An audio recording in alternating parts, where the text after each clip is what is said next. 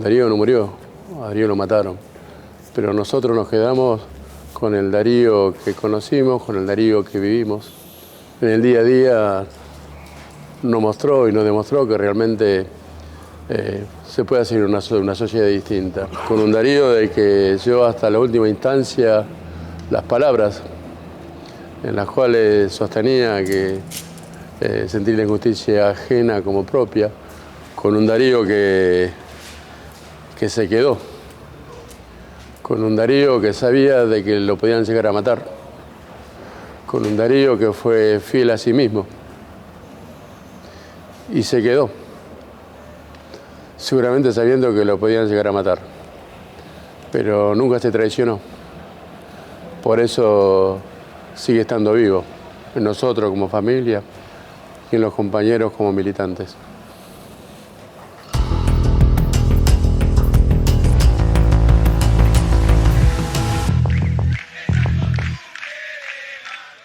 Venimos con esta presentación que hacen los abogados, los asesinos de Fanchiotti y Acosta, porque lamentablemente también hay una ley que permite que a los 20 años después de un dictamen de una reclusión perpetua tengan la posibilidad de empezar a salir con una libertad condicional. Consideramos de que si vos pertenecés a una fuerza policial o a cualquiera de las fuerzas, estás representando al Estado. Y si vos sos el brazo armado del Estado y matás a dos inocentes, nosotros no vemos en qué manera se puede encuadrar de que tengan ese beneficio. Ese beneficio lo pueden tener aquel que salió a robar, aquel que quizás mató de alguna manera, pero no podemos permitir de que el brazo armado del Estado a los 20 años tengan esa posibilidad. Consideramos y considero de que si el Estado es el que te tiene que proteger y el Estado es el que te mata, es como venimos sosteniendo, es un crimen de Estado. Entraría en lo que sería un crimen de lesa humanidad, ¿no? Por más que el Estado mire para otro lado, por más que la justicia mire para otro lado, nosotros seguimos sosteniendo que el asesinato de Darío Maxi, con todo lo que se vio, con las manifestaciones, con lo que dijeron y con todo lo que se estuvieron, lícitamente es algo llevado adelante por el Estado Nacional y provincial para, en su momento, demostrar hacia afuera y hacia adentro que el poder lo tenía Duhalde. El brazo armado del Estado, considero que Fanchiotti y Acosta, o consideramos que Fanchiotti y Acosta no tienen por qué salir. Fanchiotti jamás se mostró arrepentido. Jamás se integró a otros grupos de presos. Y entonces ahí demuestra claramente que alguien que dispara como disparó, tanto él como Acosta, al no mostrar arrepentimiento no tienen por qué salir. Es claro, no lo pintemos como lo pintamos, digamos como lo digamos, pero es un asesino que jamás mostró arrepentimiento de nada. Más allá de Fanchiotti y Acosta, ese día lo que fue el saldo de la represión fueron Darío y Maxi como los asesinados, pero hubo más de 33 heridos de bala de plomo. En las horas siguientes, ¿no? Hubo 2 heridos también a punto de perder la vida. Y los demás heridos que hubo, ¿no? En esta lista que decíamos más de 33 heridos, porque están los otros que no se registraron, ¿no? En el hospital, y que con lo que pasaba ese día, muchos compañeros están asustados porque la verdad que lo que se venía en ese momento era salir a cazar a todos los que participaron.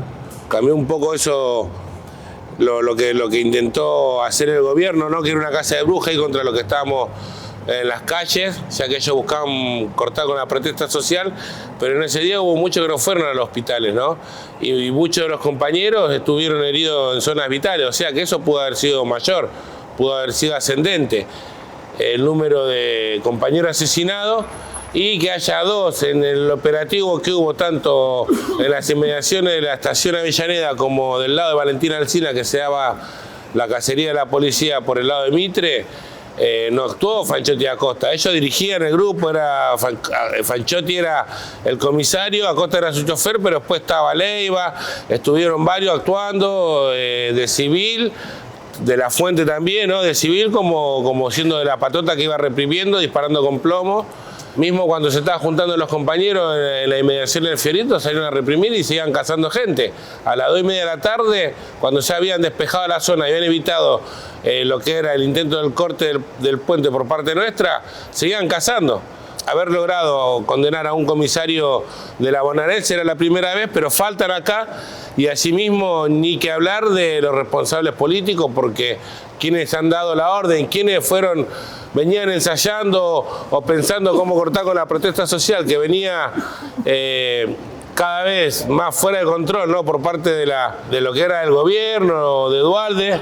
Y aparte, ya que el gobierno de Duhalde buscaba disciplinar la protesta social porque buscaba mostrarse fuerte ante el Fondo Monetario Internacional, hicieron lo que hicieron buscando decir primero que nos matamos entre nosotros, que había interna entre los piqueteros, que había planes desestabilizadores de parte nuestra, como así lo dijo Aníbal Fernández días después del 26 de junio, y donde él señala una de la asamblea que efectivamente se determinó cortar los accesos a la capital, pero lejos estaba de decir lo que señalaba aún 2 o 3 días después, de decir que nosotros fuimos a buscar lo que pasó, culpabilizando a nosotros que habíamos sido quienes perdimos a 2 compañeros y que nos buscaban, como nosotros fuimos a atacar a la policía, bueno, como varios medios lo fueron mostrando, ¿no?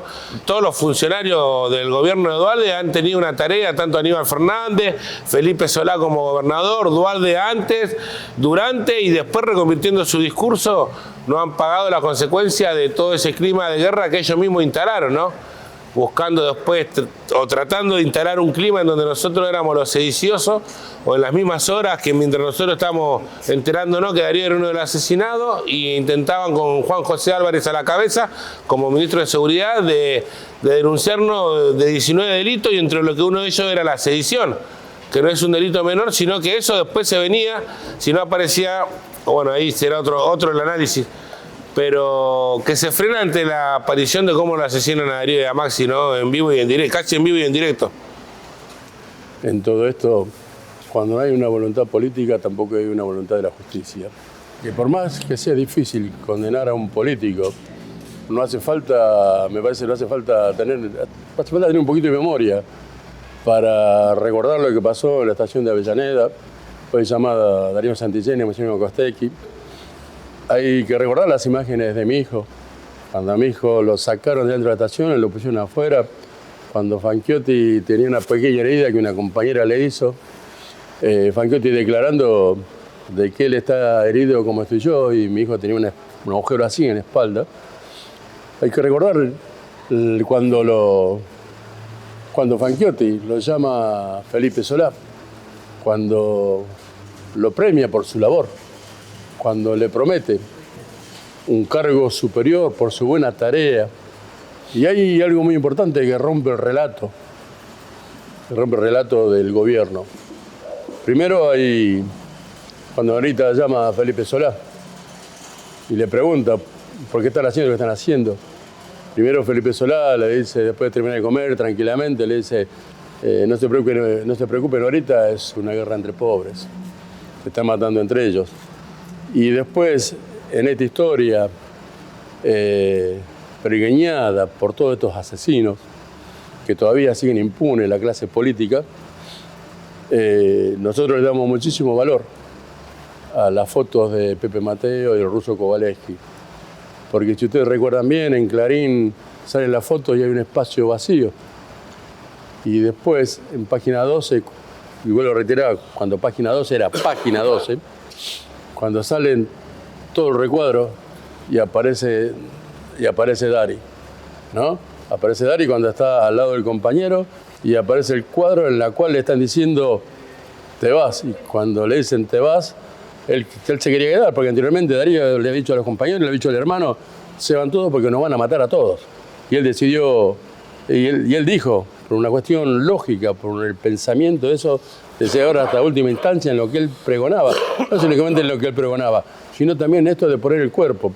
Pregono, digo, y en una situación límite, todos nos queremos ir por una cuestión lógica, queremos preservar, pero él se va tan adentro, lo que él decía, que dijo, se van porque nos van a matar a todos, y él se queda. Y ahí está, esa mano, ¿no?, que representa tanto. Paren que el pibe se está muriendo. y lo obligan a irse, y cuando al irse le dan un nietacazo que le rompe así. Entonces me parece que no hay que... Me parece que las cosas por decantamiento, por un simple pensamiento, raciocinio, sabes de que lo que pasó en la estación, en ese momento llamada Avellaneda, no hubiese pasado sin una orden directa del gobierno nacional. Así lo dijo antes de fin de año, así lo declaró Eduardo Duhalde. Yo di la orden para que los piqueteros no pasen a Capital. Está diciendo, yo me hago cargo, pero el grado de impunidad es tan alto que pueden declarar él como Felipe Solá lo que sea que la justicia no lo va a investigar. Felipe Solá dijo cuando hubo la represión de la policía a los compañeros cuando estaban tratando la ley previsional, ¿no? Salió a declarar haciéndose, como siempre dice, ¿no? Haciéndose el boludo, porque a él le gusta hacerse el boludo, pero en esto no se puede hacer el boludo con respecto a la responsabilidad. Él salió a decir, la policía no actúa sino una orden directa de la política. Se lo digo yo, que fui 4 años gobernador. Vos fuiste 4 años gobernador y en esos 4 años pasó la masacre de Avellaneda. Y hasta ahora estamos esperando que la justicia haga algo. Ahí también nosotros estamos señalando la consigna de este año, es decir, la masacre de Avellaneda es un crimen de Estado, ¿no? Y el Estado supera a los gobiernos, sino que el Estado, que más allá del gobierno que esté, se garantiza impunidad, ¿no? Porque saben que encubriéndose entre ellos, ¿no? Se garantiza impunidad ante cualquier hecho, porque lo de Darío y Maxi no es el único caso. Antes de Darío y Maxi habían asesinado a compañeros.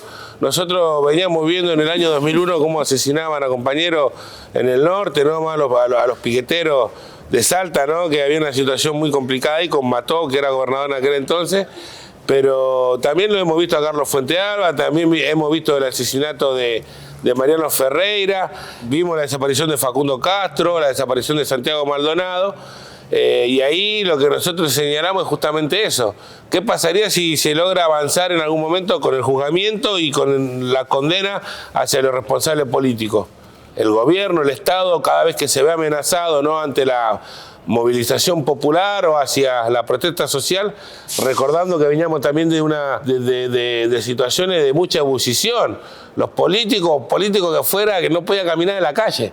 Y lo que empezó el 2001, ¿no? Toda esa bronca popular, toda esa efervescencia que se veía en las calles, intentaron cortarlo el 26 de junio. Que no se dio, pero que mermó. Entonces ahí lo que nosotros decimos, el 26, la masacre de Avellaneda es un crimen de Estado y por ende es lo que ha pasado durante cada gobierno, después de lo que fue el gobierno de Duhalde, en donde se le ha garantizado impunidad a los responsables políticos o se le ha dado cargos, como en el gobierno de Néstor Kirchner, como en el gobierno de Cristina Kirchner, como Aníbal Fernández, como Felipe Solá de vuelta a las andanzas. No es de ahora, esto ya es de antes, pero constantemente es lo que demuestra y es lo que cuando hay una consigna y cuando se señala que es el Estado es porque justamente ahí esconde mucho. Bueno, me parece que es lo que tratamos de decir y que también es por eso que no es difícil, que no es fácil avanzar en eso, pero que la lucha debemos darla, ¿no? Sí, con respecto a las promesas de Kirchner, entonces estuve ese día en la Casa de Gobierno.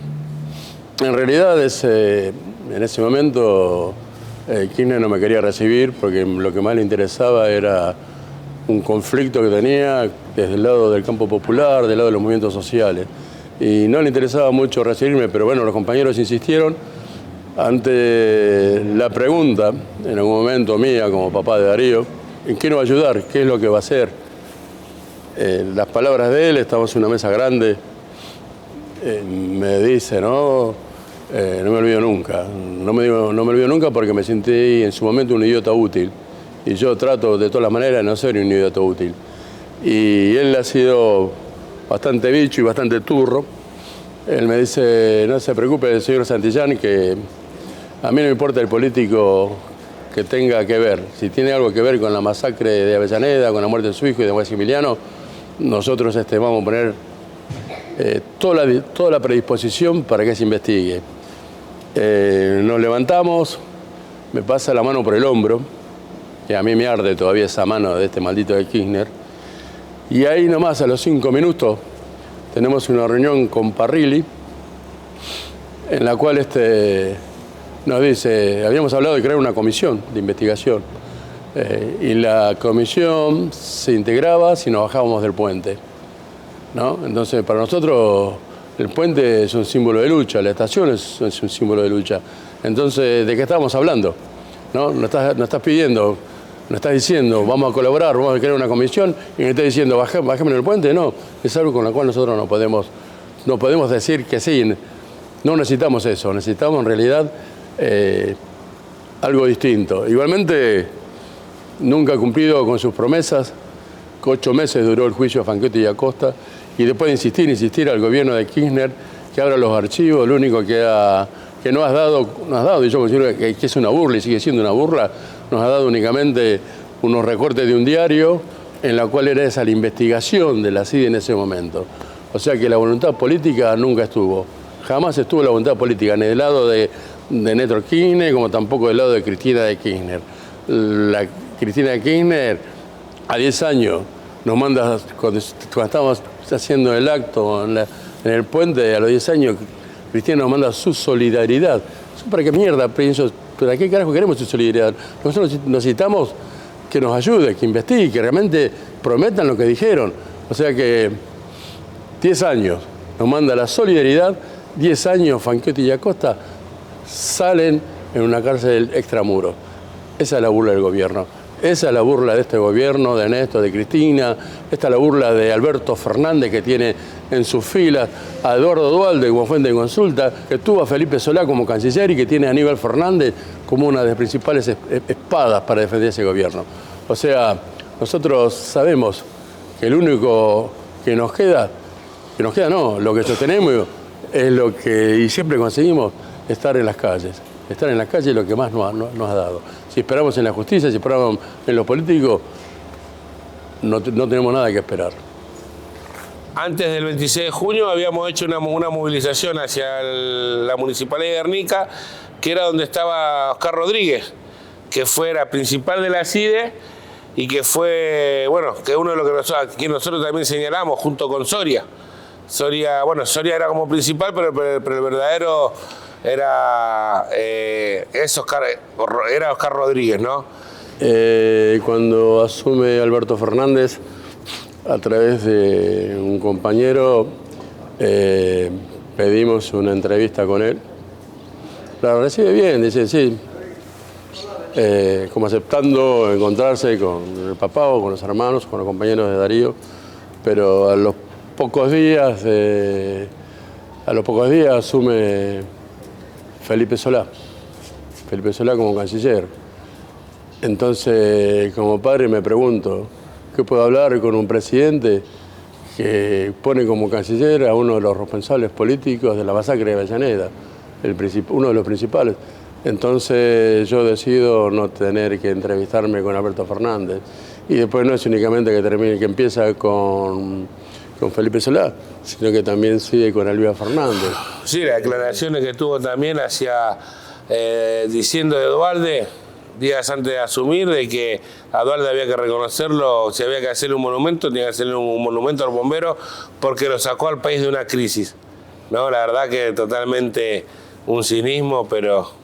De la clase política no hemos tenido, excepto algún otro compañero de izquierda, no hemos tenido así que digan, nosotros vamos a colaborar, nos vamos a jugar y vamos a estar al lado de usted, señor Santillán, porque nos parece que el asesinato o la masacre de Avellaneda se tiene que investigar. No, nunca lo hemos tenido. Y me genera bronca porque del lado del gobierno de Cristina y en su momento de Néstor, lloraban a sus compañeros caídos, ¿no? Pero parece que únicamente lloraban para la cámara, ¿sí? Para lo que estaban filmando, para lo que estaban sacando fotos, pero en realidad, desde el lado de todo el arco político, y mirá que le hemos pedido, hemos golpeado puertas, hemos golpeado muchas puertas, ya no golpeamos más, pero desde el arco político jamás han tenido las pelotas para decirnos vamos a acompañarlo hasta última consecuencia, como la mentira de Kirchner. Fue la designación de Felipe Solá no generó tanto rechazo como la que sí fue de Aníbal Fernández.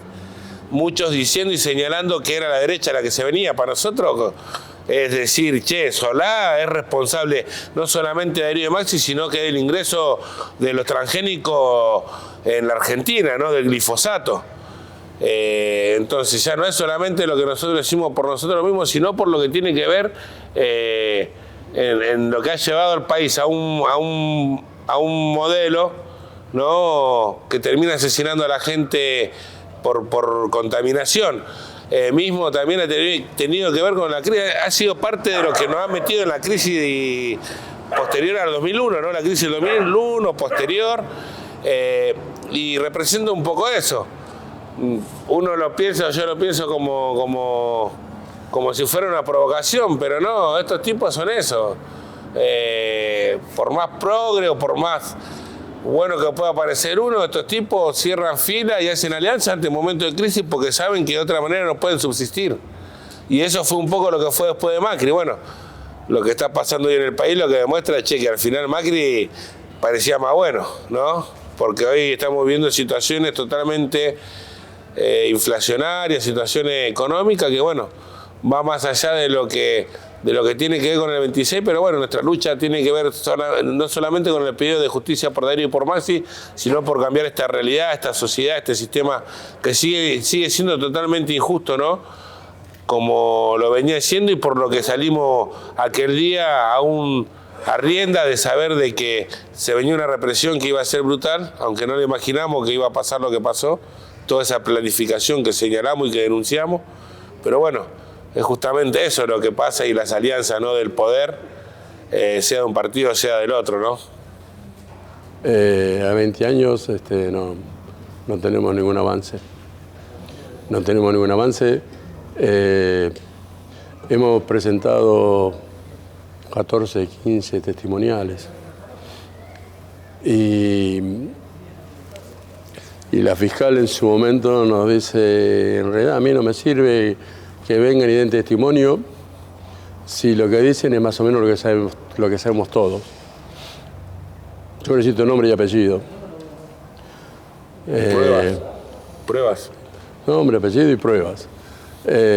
Ante esto, nosotros hablamos con Laborde, que en ese momento en la masacre de Avellaneda fue el intendente, y dijo, sí, yo voy a dar nombre y apellido. Se presenta a dar testimonio, nombra a Juan José Álvarez, que fue el que lo amenazó, el que le dijo que no muestre las imágenes que habían pasado, que de capital no habían pasado a provincia, y también nombró al jefe de Gendarmería. Evidentemente, cuando te piden nombre y apellido y cuando hay una persona que te da nombre y apellido y vos decís, bueno, vamos por Juan José Álvarez y agarrá por este lado, entonces uno se pregunta como padre, ¿no? Como familiar, entonces ¿qué carajo quiere la justicia?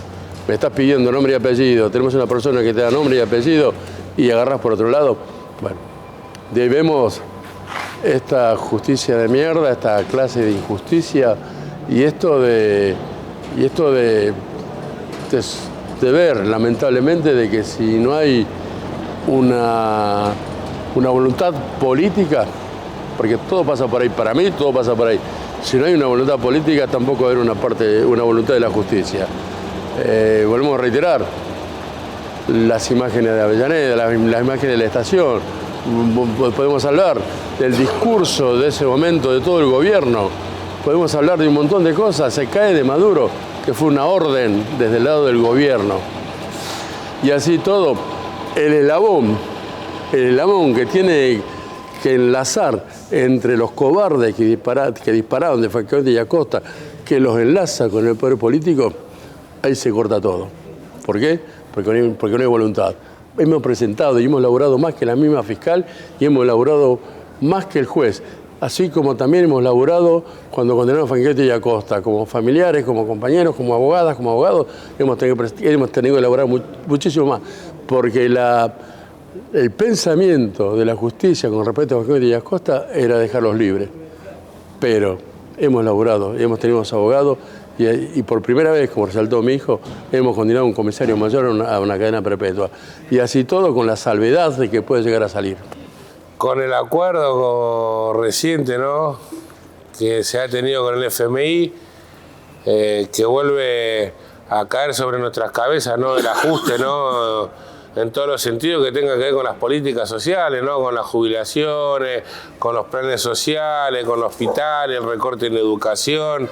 Es algo que se vuelve a repetir la situación económica en la que se vivía, ¿no?, que estamos viendo en aquel entonces, el vaciamiento de aquel entonces. Cuando nosotros salimos era porque estábamos la salita, la escuela estaban vacías, los comedores estaban vacías, no tenían una gasa en la salita de aquel entonces.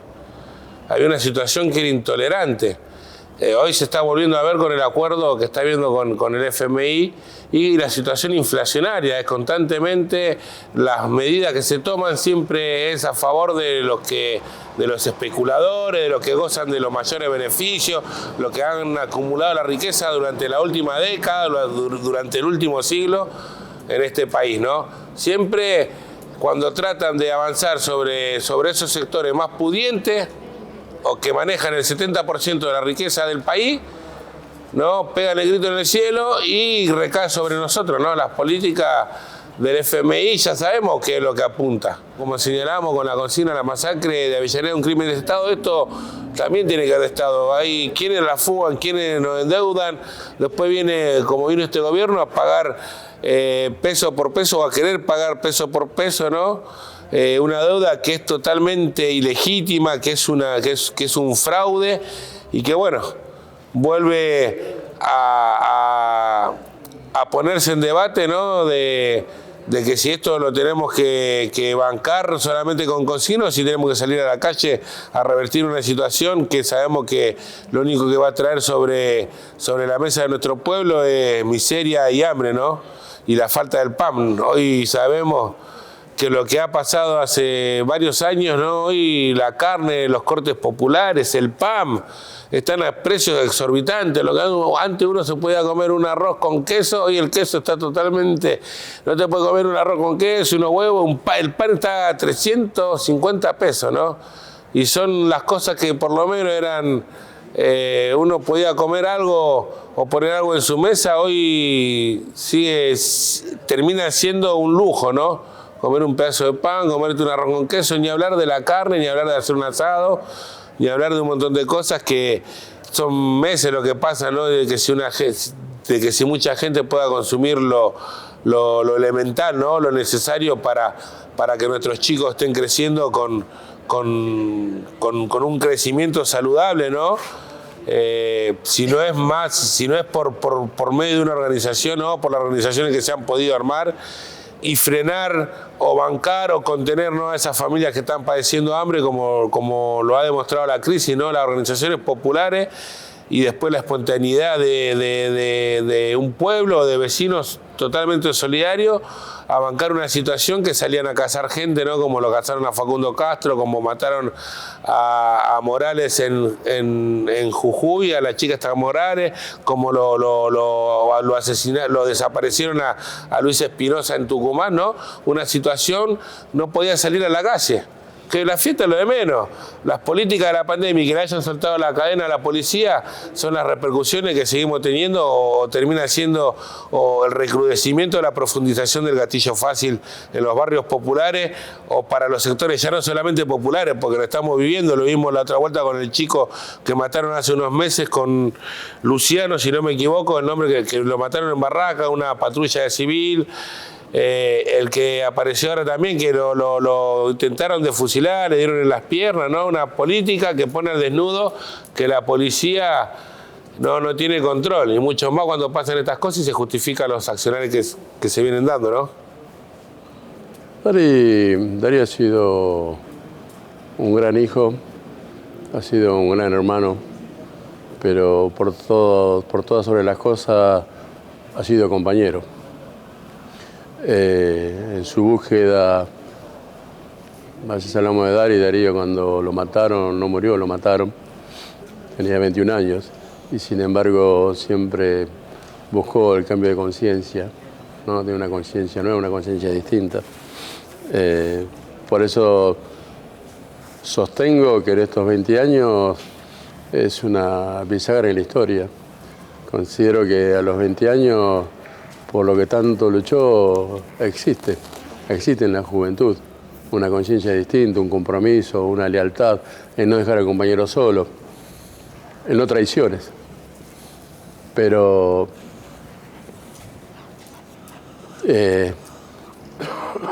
no nos olvidamos cómo lo mataron. Darío no murió, a Darío lo mataron. Pero nosotros nos quedamos con el Darío que conocimos, con el Darío que vivimos, con el Darío que en el día a día nos mostró y nos demostró que realmente se puede hacer una sociedad distinta. Con un Darío de que yo hasta la última instancia las palabras en las cuales sostenía que sentir la injusticia ajena como propia, con un Darío que se quedó, con un Darío que sabía de que lo podían llegar a matar, con un Darío que fue fiel a sí mismo y se quedó, seguramente sabiendo que lo podían llegar a matar, pero nunca se traicionó. Por eso sigue estando vivo, en nosotros como familia y en los compañeros como militantes.